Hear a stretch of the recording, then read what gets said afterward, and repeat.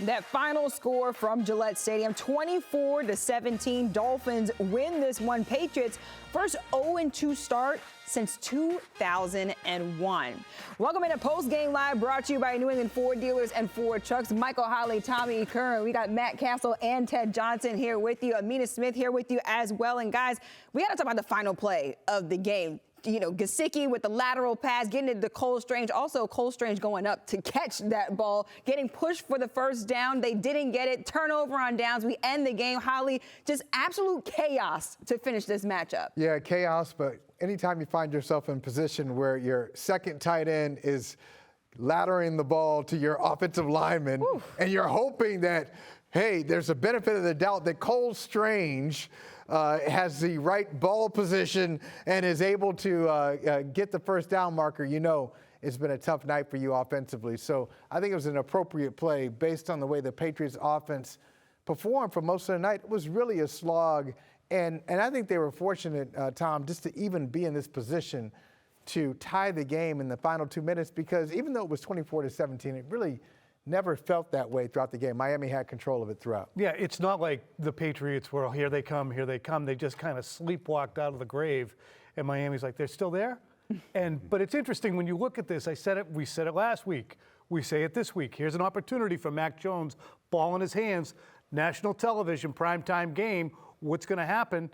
Boom, sack. How many times have we seen sacks on these pivotal plays? Whether it's Mac's fault, someone else's fault, there's always a negative play in there that it becomes too difficult to just explain away. Matt, we were sitting here talking about that play, that final play, and we were just like, just give him the first down. Give him the first down. I just didn't understand why didn't you just give him the first down on that play. Yeah, you would hope that they would, but again, they're going to go back and review it with under 2 minutes and everything like that. And it's unfortunate because I would have liked to see that drive continue. But again, when you play the way that the offense did today, there was 4 sacks, there were 7 tackles for loss by the Miami defense, then you put yourself in that position. And that sack on the final drive, like you said, it puts you way behind in that drive. Now you got to make up that ground. I mean, the offense just couldn't take advantage of any momentum, any kind of turnovers the defense got, or any just change of momentum at all. It was very disappointing from the offense in a lot of respects. I mean, just this defense for the Miami Dolphins gave up 270 yards rushing to the LA Chargers a week before, and the Patriots offensive line could get nothing going on the ground. And really, for Mac Jones and for this offense to be any kind of effective, it has to have a running game, and it has to have play action off the running game.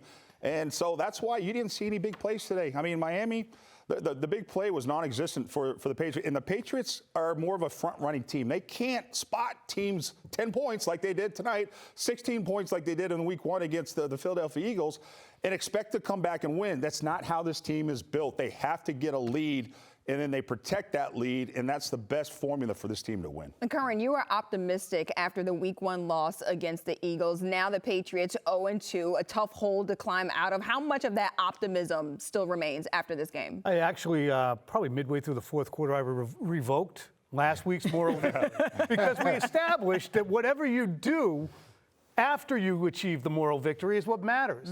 And they came out tonight and they had a fumble by a rookie, Demario Douglas, that short-circuited a decent drive. They had a 43-yard run on the defense that short-circuits a drive. Mate Mapu with a hit that unquestionably is illegal in today's NFL. You have to know where you're hitting, and he's hitting in the neck and head area.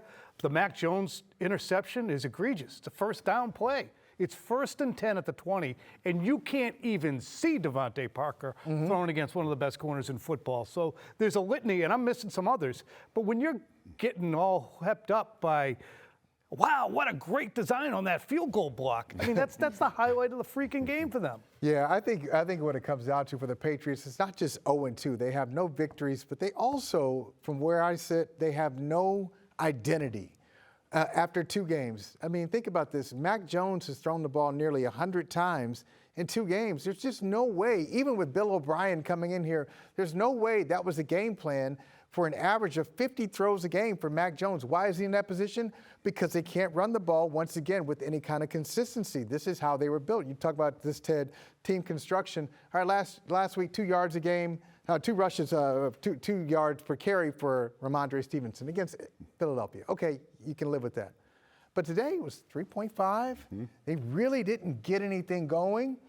once again, they're the team that turns the ball over.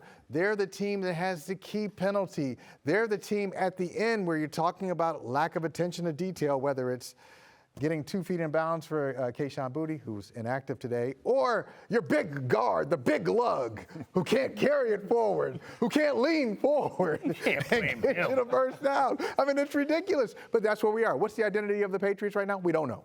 Yeah, Ramondre Stevenson, he had 50 yards on the ground. Ezekiel Elliott only 13 yards. And Ted, I really thought that this would be the game where the Patriots might get that run game going. What prevented them from getting that ground game going against the Dolphins?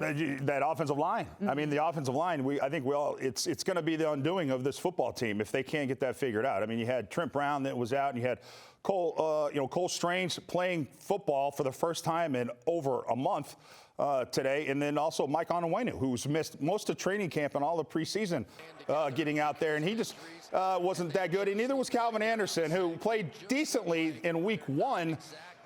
He was really just getting crushed by Van Ginkel on the outside. He was just Calvin Anderson was like just giving up sacks and pressures all night. And so the offensive line, Amina, was very disappointing. I thought maybe they could get something going in the running game. They could get nothing going. The running backs were getting hit at the line of scrimmage. Whatever they did get, it was all because of their own effort.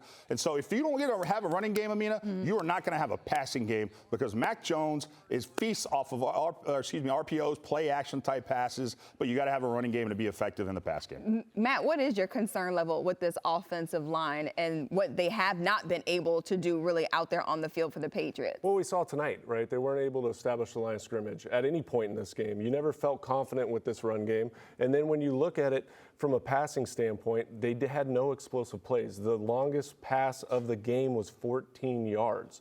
I mean, and at some point, you've got to be able to take your shots. You got to be able to create an explosive play because that changes the momentum of the game. And going back to what you said with the momentum of the game, there was moments in that second half where if you capture the momentum of the game after the block punt, you go down, you get good field position, you're on the 20-yard line, but then you throw the interception. Then all of a sudden you come back and you force a 3 and out, you get good field position, you're able to go down, but then they get the ball back, we get the interception, we go 3 and out once again. We never were able to establish that momentum, and it's hard. It's a hard enough game, but this is a game of ebbs and flows, but you have to capture it when you have the opportunity to, and they weren't able to do that. It's so deflating, I think, for the entire team and probably the coaching staff too. You got the 4th and 2 where you're going to try and run a toss, and Calvin Johnson walks past a free rusher and skips on down to the next guy and ends up with no one to block. Right. It's just an outright mistake. If you look at these pass catchers, Mike, check this out.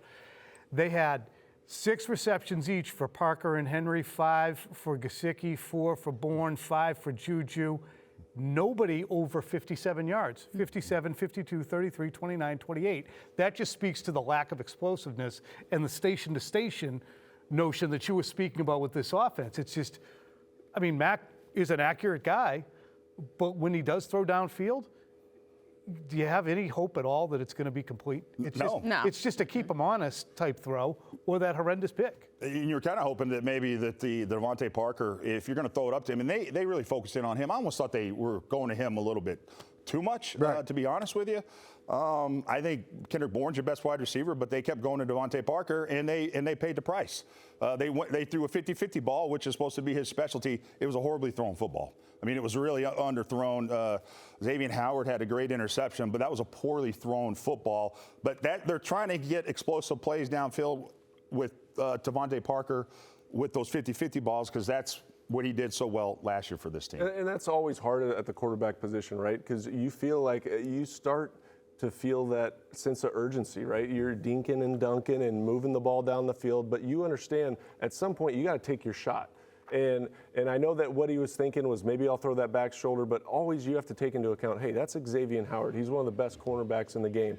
And when something like that happens, a 50-50 ball is not a 50-50 ball if you've got Xavier Howard on there. So you've got to be very, very thoughtful when you go out there and make that kind of decision, especially in that moment of that game when it's first down. Was that the worst play of the game?